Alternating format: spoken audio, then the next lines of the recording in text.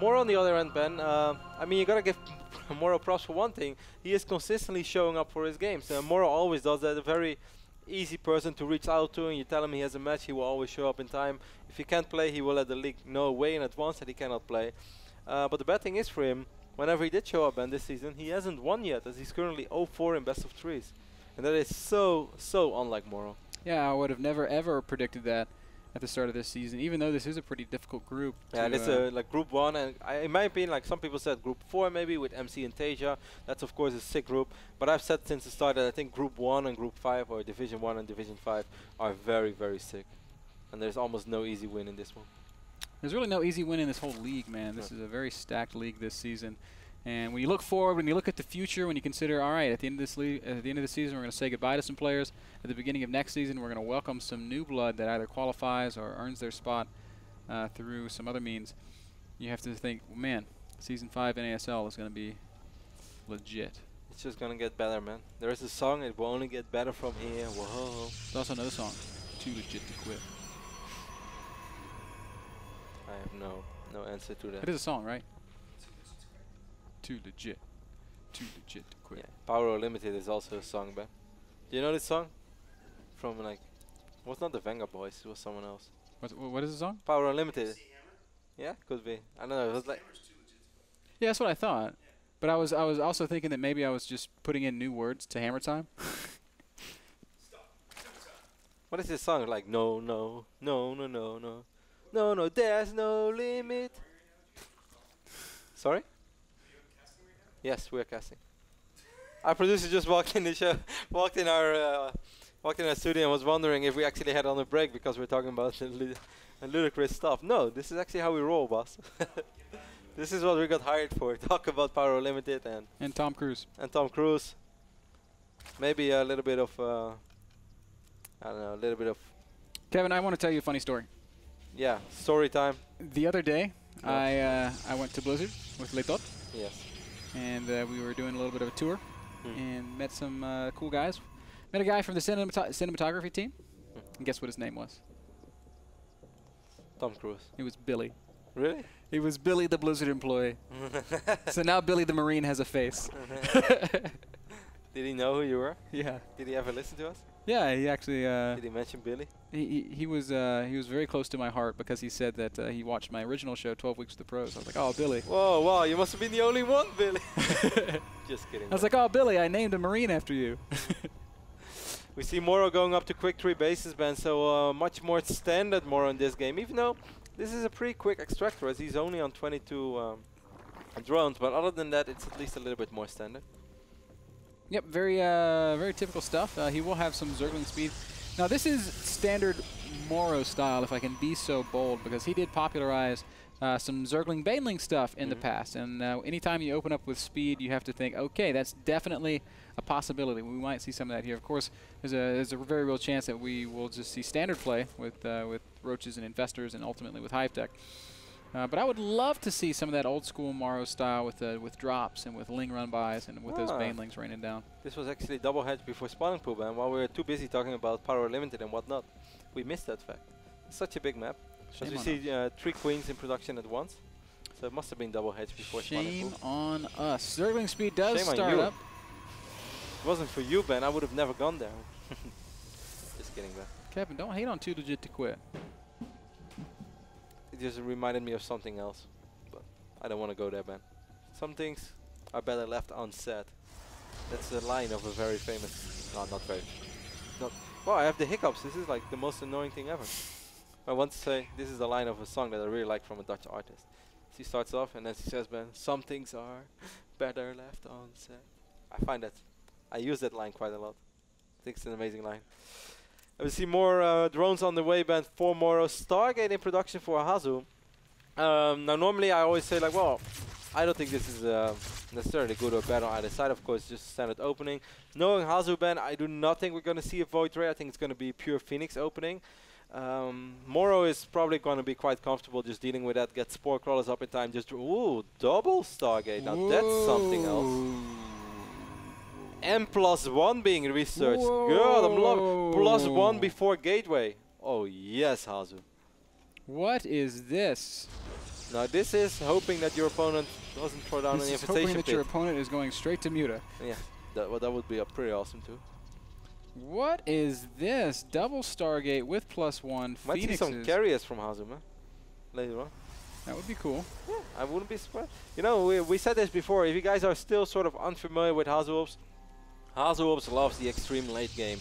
Hasuobs has absolutely no problem with, wow, 20 drones in production right now. That's one way you want to deal with Stargate play in general, even though he doesn't even know yet, right? You had to see something, because I mean, for him to do that, he was saving larva. So Yep. something queued him up on that. I think it's maybe the fact that he sees Warp Gate is not done 8 minutes, 10 seconds into the game, and the Cybercore is being chrono boosted. So that has to really be a big tip for Morrow. Maybe Morrow was like, ha ha ha, he forgot gateway. He forgot warp gates. Lol, I got this game. For the people just tune in, as mentioned before, Hasuobs is currently 1-1 in our league. Morrow is 0-4 in best of threes. It's so uncharacteristic. If you guys just tune in and missed the start of the show, wow, Ben, we see 3 more gates being warped. Is this going to be 2-base Hasu? No. If this is 2-base Hasu, this is the weirdest 2-base all-in ever. 4 gates being warped in right now. I mean, do you remember how Squirrel used to play at the Intel Extreme Masters World Championships 2011? Maybe. Okay, he played a lot of like just Phoenix aggression with gateway units and then tried to kill Zergs on 2 base. That was the birthplace of the Roddy build. No, it was very, very different. Okay, Phoenix is gonna fly in, gonna of course pick up a few drones, but Sport Crawlers are already in position then. Hasuobs does have a pylon over here on the right bottom side of the map, but that's still so far away. Yeah, that's not going to be his reinforcement. Oh, pylon. Overlord farm. Oh, this is going to be +1 is ready. Very frustrating. This Phoenix is doing lots more damage. Yeah, man. Cool thing about getting +1 on Phoenixes is it's actually +2 because they attack twice. And they also attack very quick. And Fleet Beacon, man. Overlord genocide here. Fleet Beacon is going down. Hasu is just going to show off for his craziness here on Whirlwind. Morrow should just go up to 4 bases now already. He doesn't know, of course, what we know. Hasuobs going to end up losing 1 Phoenix, but we'll pick up that queen. There are only 2 queens remaining. 1 more in production. It's going to be 3 queens soon. It's going to be so many Phoenixes. I love what we're seeing out here of Hasuobs. Morrow being active with speedlings. This is good as well. You don't want to make it too easy for your opponent. You want to at least make sure that he has a few gates and that he is able to protect this. This is always awesome, man, as a Zerg player. This should make your heart happy. Boop, boop. Happy little Zergling. Boop. Look at me, I'm a Zergling! The Bob Ross Zergling. Bah, I can kill. Well. Phoenix is still flying around the main base of Morrow. You know, that Zergling was like, I'm a warrior, I can get you. And then the other Zergling was like, his mom is like, Billy, come back, okay. Oh, Mom, I was totally going to kill that probe. No, you weren't. Yes, I were. I was so much quicker than him. Wow, Mothership is already in prediction, man, for Hasu. What on earth? Yeah, I don't really have words, man. And the more gateways going down as well. Well, imagine if this little Link is going to see the Mothership. You're going, ah! I don't really like. I can't really see this working. Like, as funny and cool as it is that Hasu's doing this weird, silly, like new thing. Hasuobs is a lot of money. Really, really a lot of money. I mean, maybe he's going to be lifting up a Link. Wow, he's going to have a lot of Zealots. We wanted the upgrades on the Zealots +1. Yes. So it's going to be Zealot Phoenix Mothership by Hasu. Maybe he's trying to play like Heart of the Swarm style. He's going to use the Mothership to recall everything back. It's like the old Mothership core. Yeah. Well, these Zealots are definitely going to force a cancel on this hatch, man, as this is a really big hit squad. Well, if we only leave 2 Zealots behind, that hatchery might actually survive. The Infestors have to be so careful, man, because it's only 3 Infestors. That's not enough against all the... Well, Fungal. Fungal could have been very brutal. That is not enough. Infestors are going to get picked up, lifted. The Roaches will kill those Zealots. No, Phoenixes can easily out-micro those Corruptors, and Hasuobs was aware of that just a little bit too late. And now he's actually not going to kill this hatchery, man, because he only left 2 Zealots behind. It's a little bit sloppy. By Dennis Schneider. Does leave it at very low hit points, so he could maybe come back, clean it up later. Mothership is now out. A little bit of trivia. Maus Hasuobs is the only German player to win the most prestigious German StarCraft 2 league in both Warcraft 3 and StarCraft 2. Multiple times as well in Warcraft. Only won it once so far in StarCraft 2. But I'm sure there will be more victories for Hasu, as he is just probably, in my opinion, Hasu is the strongest German player. I feel Hasu and Zok are it's almost impossible to choose between those two, man. It's like choosing, I don't know. Yeah, I'm not very Zelka's good. quite good too. I have to censor myself with every analogy I make. You know, Ben, life ain't easy being me. You've got it real tough, Kev. Yeah, I can't even be myself anymore, man. Like, who can I be if I can't be myself? 38 links are in production and 3 more infestors are in the way as well. Morrow is currently on 201 out of 200 supply, man. That's a lot of supply, Kev. Yeah, that's like illegal. Hive is finishing up for Morrow, as is his 2-2 upgrade. So if he goes up to Broodlords, he's going to have some really strong Broodlords. 1 goal links, but that hatchery should fall. And it will fall.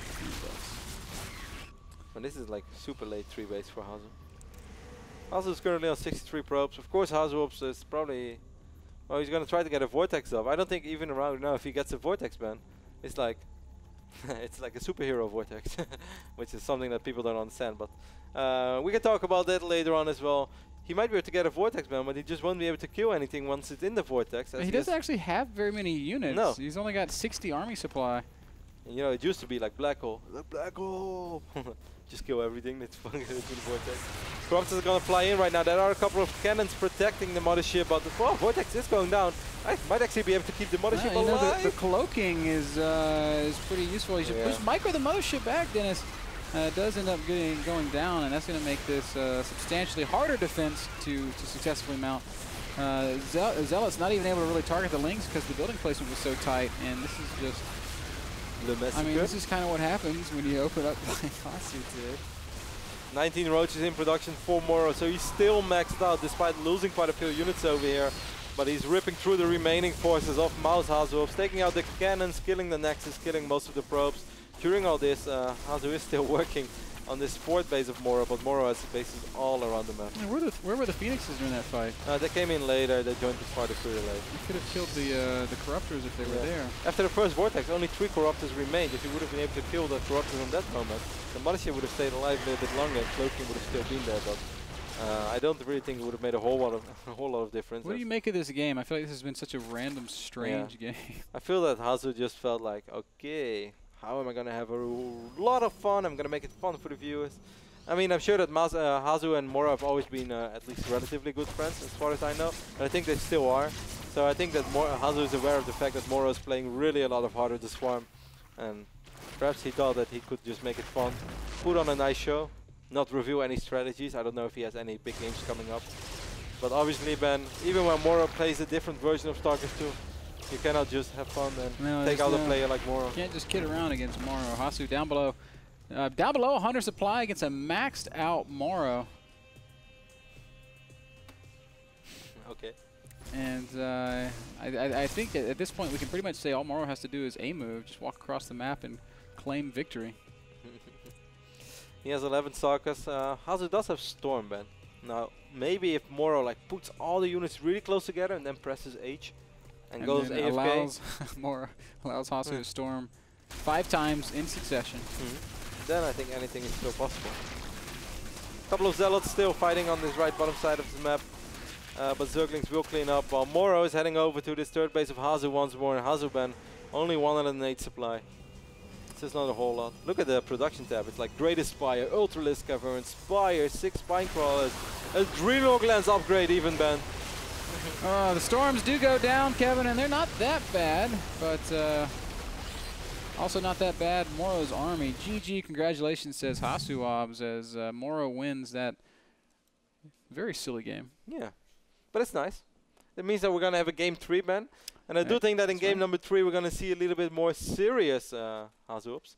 Because I'm not sure what was going on in this game, but it was good. It was fun to watch. I enjoyed it. I thought we might see something that we're going to remember for a long time. Instead, it was something that we're going to forget. And I'm not going to feel bad about it. That game brought to you guys by Kingston HyperX. Kingston's full line of solid-state drives and RAM available for you at kingston.com. Go check them out today. Pick up your own Kingston HyperX products. We're going to take a quick break. Don't go anywhere, guys. More StarCraft 2 still to come from the North American Star.